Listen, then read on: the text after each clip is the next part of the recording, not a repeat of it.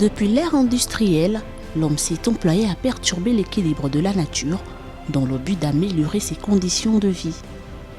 De par son action, il a considérablement contribué à l'aggravation du phénomène du changement climatique. Partout dans le monde, les glaces fondent, le niveau des océans monte. L'érosion, processus naturel et inéluctable, défigure les paysages côtiers. La problématique du littoral à Libreville ou au Gabon, et même dans beaucoup de pays côtiers, c'est donc cette dégradation du trait de côte, cette dégradation de la côte qui est due régulièrement aux activités humaines, mais également de manière naturelle aux changements climatiques, qui sont eux-mêmes par conséquent liés aux activités humaines, nous amène donc à avoir une ligne de côte. En faisant de la photo-interprétation sur ces images, nous arrivons à dessiner la ligne du trait de côte. L'exemple ici, nous avons la ligne du trait de côte de la zone de Libreville en 90, ici en vert. Nous avons la même ligne du trait de côte en 2014, ici en rouge. Et on peut voir la différence, donc la démarcation entre les deux lignes nous montre donc l'évolution du trait de côte.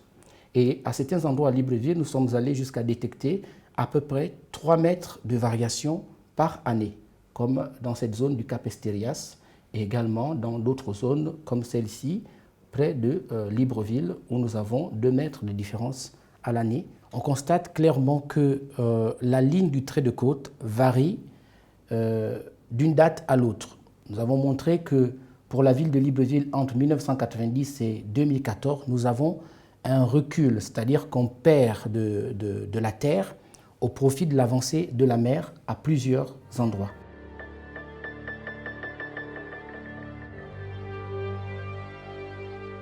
Aujourd'hui, l'érosion peut s'expliquer de manière facile. Quand on voit un peu les dégâts qui sont liés à l'action de la mer sur les ouvrages ou les infrastructures que nous avons construits.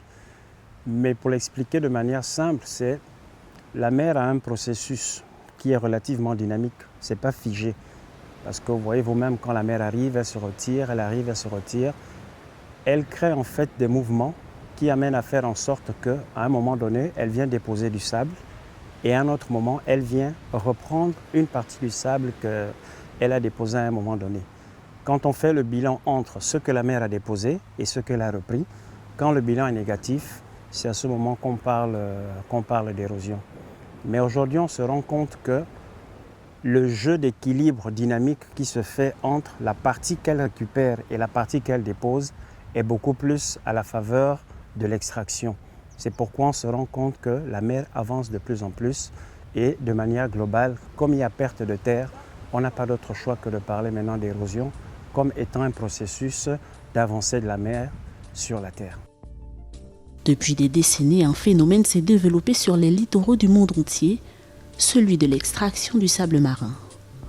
L'on retrouve ce sable marin un peu partout, dans l'industrie de la construction, les moyens de transport.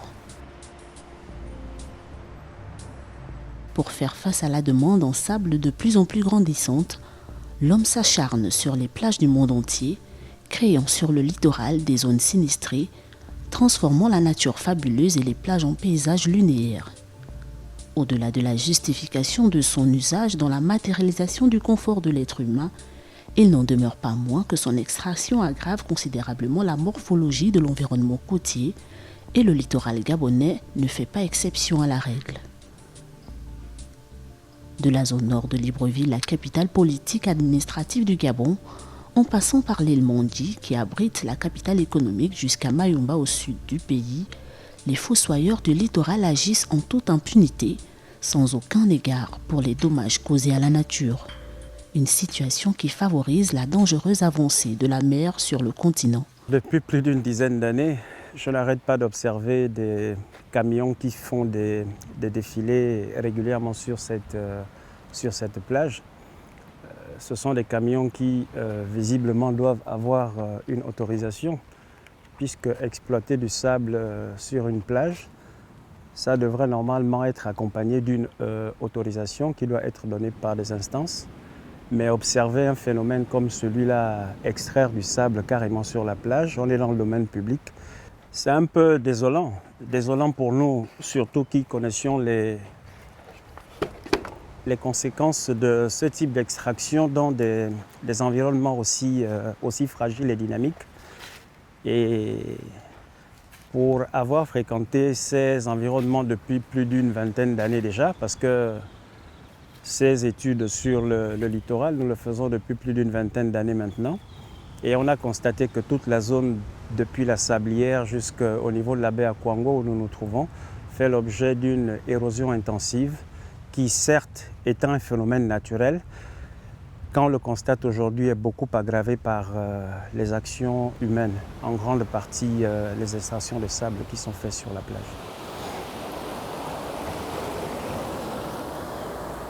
À ce qu'il semble, l'extraction du sable est une activité très lucrative et pour s'en convaincre, il suffit de regarder la configuration de la chaîne d'intervention. La filière semble s'être organisée en véritable mafia. Ici, c'est la seule voie d'accès qui conduit à la plage. C'est par ici où les camions rentrent pour venir prendre le sable avec les machines. Ils viennent en groupe, ils ont des sentinelles dehors, ils ont fini de travailler, ils repartent. Ils le font quotidiennement comme ça. Toutes les nuits, aux heures où les marées sont basses, ils viennent travailler. La journée, aux heures où les marées sont basses, ils viennent travailler. Et vous, si vous venez pour les arrêter en venant par ici, vous n'allez pas les arrêter parce qu'ils connaissent toutes les pistes dans cette mangrove-là pour vous échapper. Vous allez peut-être appréhender 1 ou 2 camions. La plupart vont s'enfuir par la plage. Si vous venez par ici, ils vont remonter comme ça pour aller sortir à Kwango, sur la plage en camion ou en voiture. Si vous venez par là-bas, ils vont remonter comme ça pour aller sortir sur la Sablière. Ils ont des lieux là où ils se retrouvent. Le rond-point du carrefour Gigi, quand vous revenez du centre-ville pour aller dans la commune d'Akanda, à votre droite au giratoire, c'est l'entrée qui mène vers le commissariat. À gauche, il y a un grand magasin. Derrière ce grand magasin, il y a un grand garage à l'intérieur. C'est là où est situé les camions et les machines qui bousillent le littoral depuis 15 ans. Ça, c'était la première base. Donc, tous les jeunes qui sont là, tous les Ouest-Africains qui sont là, ce sont eux qui ont détruit le littoral. Au début, j'ai observé ces jeunes travailler. Moi, dans mon entendement, je me disais peut-être que c'est des jeunes Gabonais seulement. Bon, ils n'ont rien à manger dans les maisons. C'est pourquoi ils le font. Or que ce n'était pas le cas, c'était devenu maintenant une entreprise, une société pour eux. C'est-à-dire qu'ils ont fait de la détérioration du littoral, du vol du sable sur les plages du Cap, leur travail quotidien, de jour et de nuit. Et ça, qu'on le veuille ou pas, c'est inadmissible, non seulement pour notre environnement du présent, mais pour le futur. Ça date de 15 ans. D'autres ont des camions, d'autres sont immensement riches. Ces petits Gabonais continuent toujours à perdurer au jour d'aujourd'hui. J'ai tant prié, tant conseillé, ils n'écoutent pas. Et ils ont des subalternes de l'État, des agents d'État, des forces de défense, des polices et des gendarmeries qui sont avec eux pour les informer. Donc c'est pourquoi il est difficile d'appréhender ces gens-là. Par exemple, si le procureur dit qu'il va descendre là-bas, il va d'abord appeler le commandant de brigade d'une unité de police de la commune de là-bas pour leur dire « moi je suis en train d'arriver ». Mais l'élément écoute dans le bureau, comment le commissaire communique avec le procureur, tout de suite il alerte la bande de caïds. Ceux-là informent ceux qui sont à Marseille que là, c'est dangereux, les gens qui passent là, ils viennent chez nous. Ceux qui sont à Marseille, c'est l'entrée principale où les camions font l'aller-retour, la première entrée. Si ceux-là voient qu'il y a danger, ils annoncent ceux qui sont sur la plage que c'est mauvais. L'autre entrée, c'est par le premier campement. La troisième entrée, c'est celle qu'on n'avait pas encore totalement découverte. La route est un peu dégradée. Et puis là-bas, c'est parce qu'il y a peut-être aussi un monsieur gabonais que je sais, qui, de par sa probité, qui ne permettra jamais que ce trafic-là se fait en une semaine, 24 heures d'affilée, comme ça se fait dans les 2 autres passages. Donc c'est précisément Makwenge.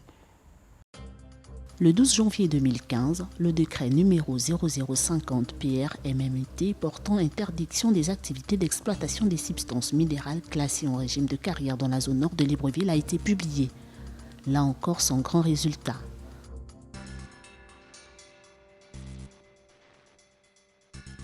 Le sable marin, la nouvelle mine d'or. Partout où nous sommes passés, les fossoyeurs étaient à pied d'œuvre. Port-Gentil, capitale économique du Gabon, poumon pétrolier situé à 144 km au sud-ouest de Libreville, avec un peu moins de 137 000 habitants, l'île Mandji n'est pas épargnée.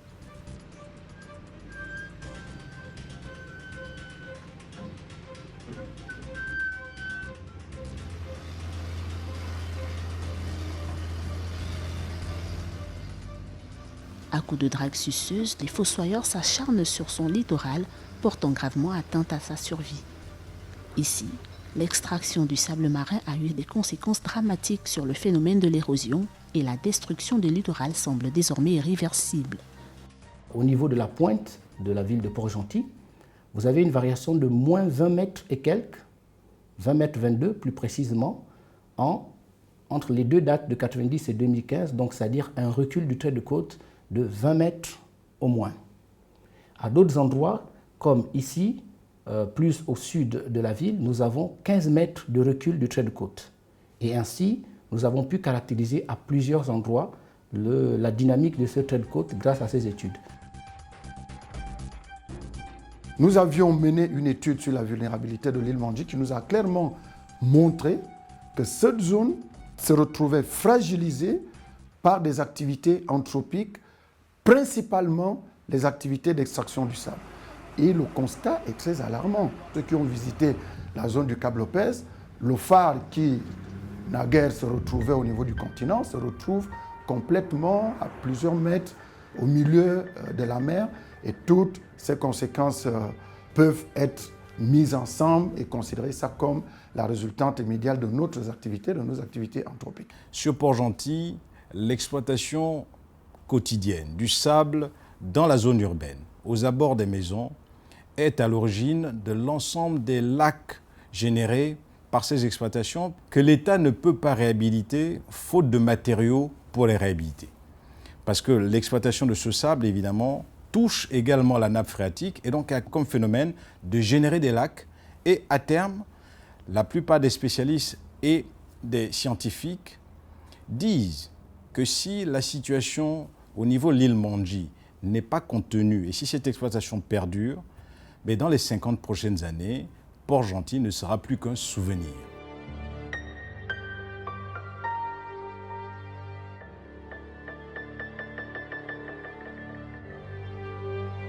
Port-Gentil étant une ville côtière et au niveau de la mer, le fait de prélever ce sable dans notre environnement cause des problèmes, je vais dire, urbains. Ces problèmes urbains sont justement le fait de l'érosion côtière qui va nous causer de gros problèmes, sachant qu'avec le surplus du changement climatique et du réchauffement climatique et de la montée des océans, Port-Gentil risque la submersion. Et cette submersion, on la vit de temps en temps, de plus en plus régulièrement. Maintenant, on s'aperçoit que même lors des grandes marées hautes, nous sommes envahis par l'eau, et l'eau de mer. Si l'océan envahit notre ville, malheureusement, nous serons obligés soit de déménager ou soit de vivre en présence de cette eau. Dans la ville, le village de Matonda. Ici, les pêcheurs expérimentent depuis plusieurs décennies et dans le plus grand désarroi le fait de vivre en présence de la mer, les pieds dans l'eau. Depuis 80 que moi j'arrivais ici. Mais moi je n'ai jamais bougé, je suis toujours dans la même place. Ce n'est pas la pluie qui fait nous, c'est la marée. La marée monte, là que la marée ne peut pas arriver. Mais on va vivre comment? Si la marée, tous sont sortis dans la maison, ils partent balader, ils voient que la marée descend. C'est comme ça qu'ils viennent maintenant rester à la maison. Il y a beaucoup de maisons qui ont quitté là-bas, 3 mêmes maisons qui sont maintenant dans l'eau. Mais avant, ce n'est pas comme ça. Avant, ça trame qui travaille. Là, ils sont mis au large là-bas, ils sont mis dedans en des sables à côté. Voilà, les Marocains là viennent ici, lui il commence dedans au Bacadère là. C'est comme ça, on parlait, lui dit non, il faut laisser, il a dit, ils sont parlé les mains, tel, comme ça, depuis c'est comme ça. L'exploitation de sable marin bouleverse irrémédiablement les écosystèmes, principalement la mangrove, entravant ainsi l'équilibre environnemental et la reproduction des poissons. Les mangroves sont l'un des écosystèmes les plus riches de toute la biodiversité. Pourquoi? Parce qu'il y a des reproductions qui se font dans l'eau, qui se font au-dessus de l'eau et dans les airs. Le fait que ces mangroves disparaissent, ça a aussi un impact économique, puisque certains villages vivaient de ces revenus, vivaient des coquillages, vivaient des poissons qui étaient pêchés dans ces mangroves et ainsi de suite. Nous voyons que cela impacte énormément, que ce soit au niveau environnement, que ce soit au niveau social et activité économique. Afin de protéger la presqu'île Mandji et de rallonger sa durée de vie comme dans la zone nord de Libreville, un arrêté datant du 15 décembre 2015 portant interdiction des activités d'exploitation de matériaux de carrière dans la zone de l'île a été pris. Toujours comme à Libreville, la mesure n'a jamais été respectée. En dépit des nombreuses mises en garde des services compétents du ministère des Mines et des autres administrations impliquées, certains exploitants poursuivent allègrement leurs activités d'extraction sur des sites pourtant situés dans cette zone prohibée. Malheureusement, nous constatons qu'en dépit de ces mesures, il y a beaucoup d'incivisme. Il y a des compatriotes qui continuent de se livrer à ces activités anarchiques. C'est la raison pour laquelle nous avons entrepris des séances de travail de sensibilisation avec les opérateurs économiques ainsi qu'avec les populations représentées par les chefs de quartier, les auxiliaires de commandement de façon générale. Nous souhaitons la réhabilitation de la direction provinciale des mines qui aura pour mission d'appliquer les textes du secteur et de s'assurer du contrôle des activités minières dans l'île Mandji.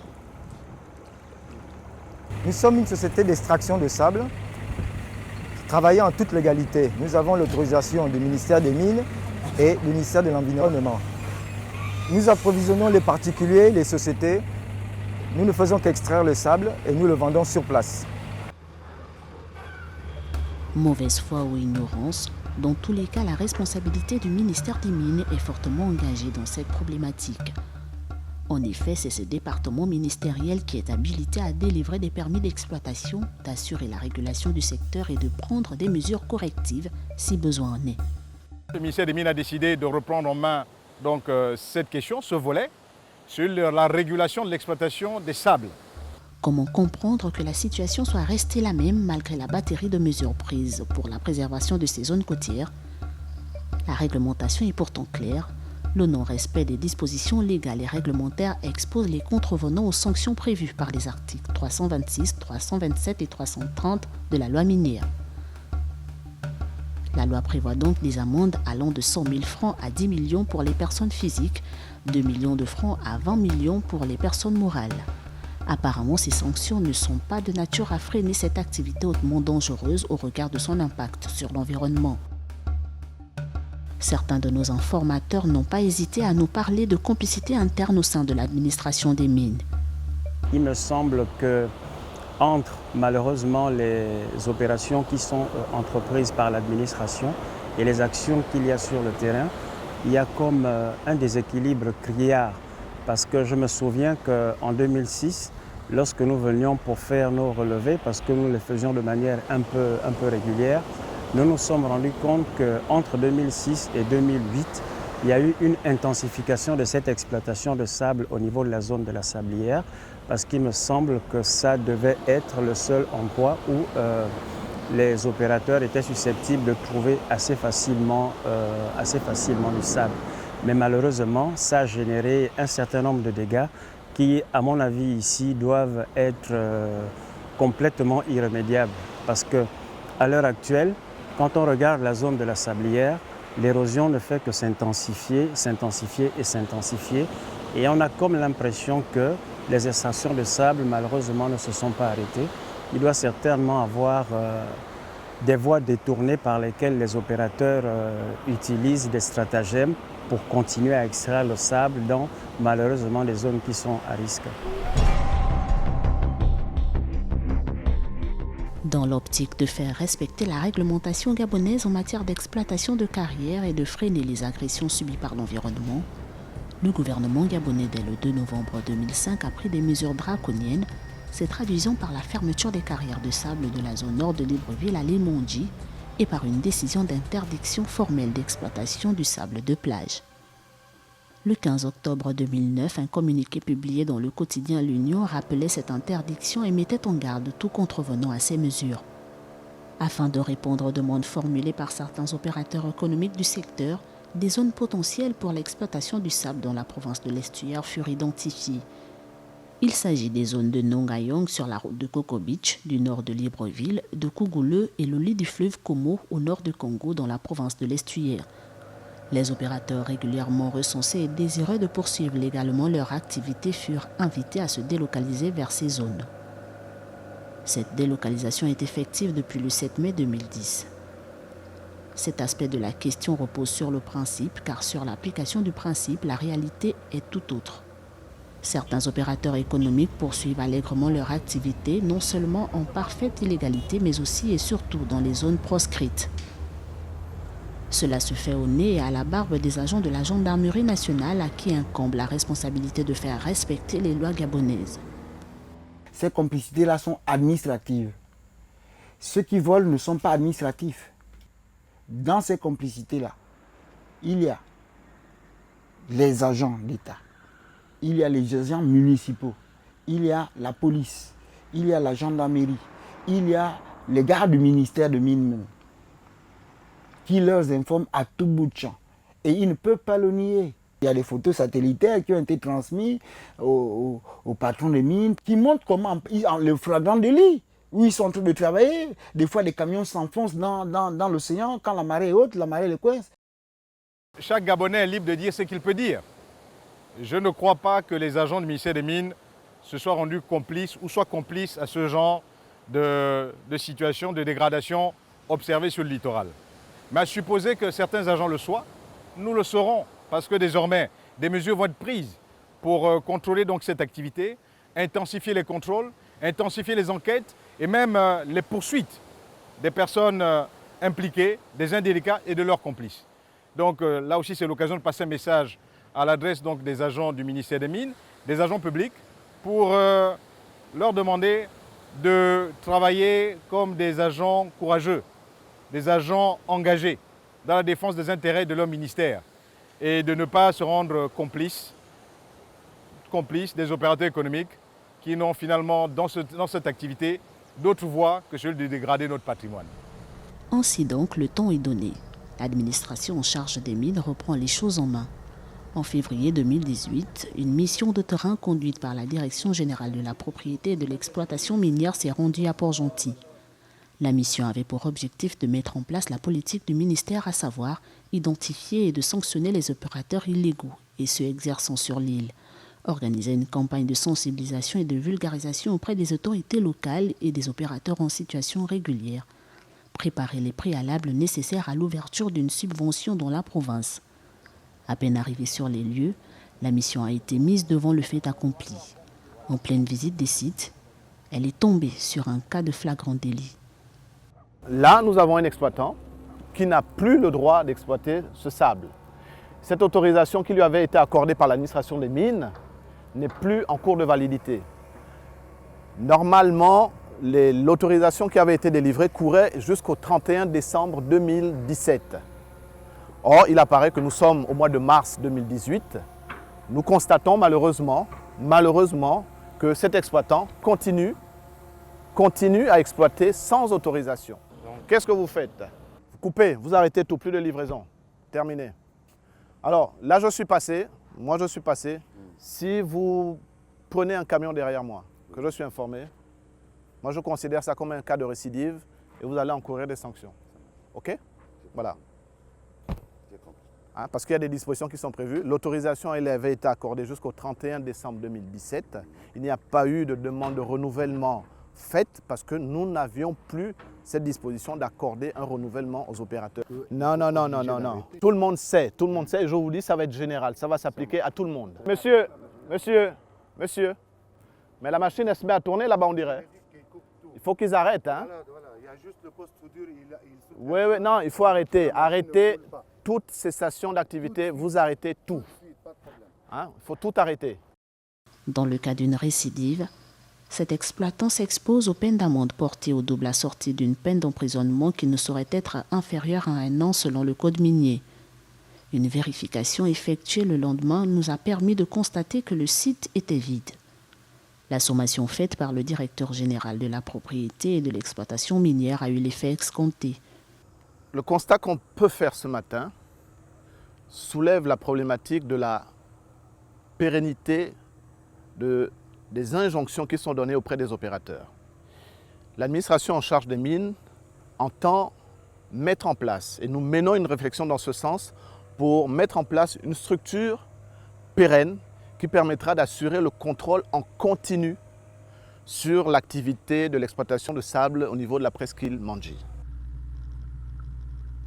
Nous avons envisagé de redéployer les exploitants à l'intérieur de l'Ogooué. C'est pour ça que nous sommes ici à une dizaine de kilomètres de Port-Gentil pour voir, pour explorer ce que l'on qualifie chez nous de zones potentielles qui pourraient faire l'objet d'une exploitation de sable dans les années à venir. Nous allons donc, avec le concours de tous les opérateurs, avec le concours de la Compagnie nationale intérieure de navigation, de voir, de localiser, de repérer tous ces bancs de sable qui peuvent faire l'objet d'une exploitation, comme on a pu le voir, comme on peut le voir ici devant nous.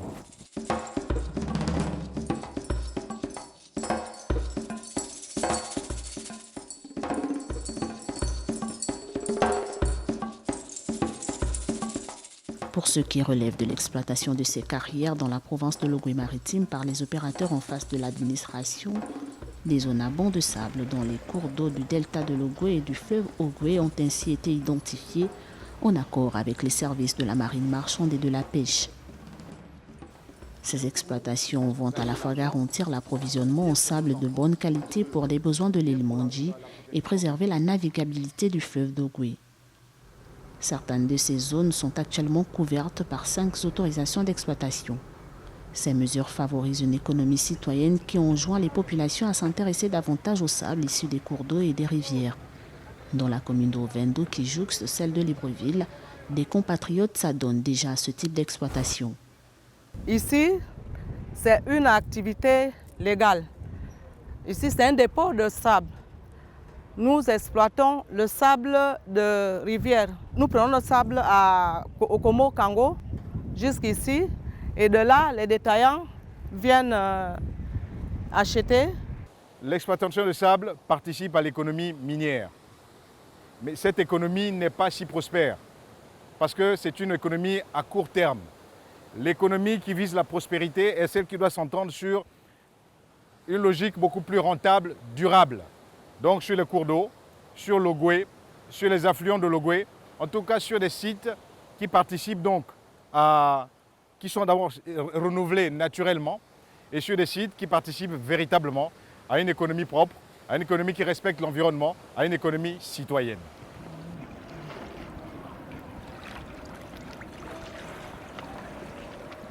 Le Gabon, par la voix de son président Ali Bongo Ondimba, a pris de nombreux engagements sur le plan international sur la question de préservation de l'environnement et l'équilibre des écosystèmes dans l'optique de lutter efficacement contre le réchauffement climatique.